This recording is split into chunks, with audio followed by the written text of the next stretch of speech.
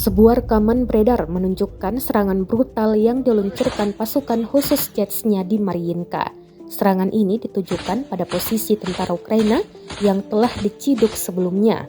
Rekamannya beredar di Telegram pada Minggu 4 Juni 2023. Pasukan Chechnya menggunakan senjata api, peluncur granat, dan amunisi lainnya dalam menyerang. Dituliskan dalam narasi unggahan, pasukan khusus Chechnya Ahmad bertempur di malam hari di Mariinka.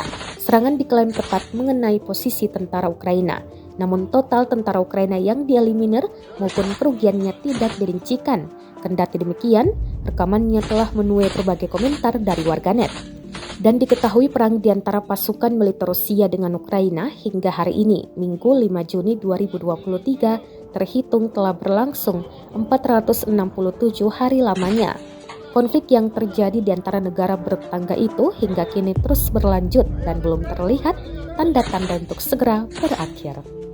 Setahun berlangsung invasi, Rusia melaporkan secara total sebanyak 432 pesawat Ukraina, 236 helikopter, 4.473 UAV, 424 sistem rudal anti pesawat dieliminir sejak awal operasi khusus. Sementara itu dari kubu Kiev, Kementerian Pertahanan Ukraina melaporkan sebanyak 560 tentara Rusia dieliminir dalam 24 jam terakhir.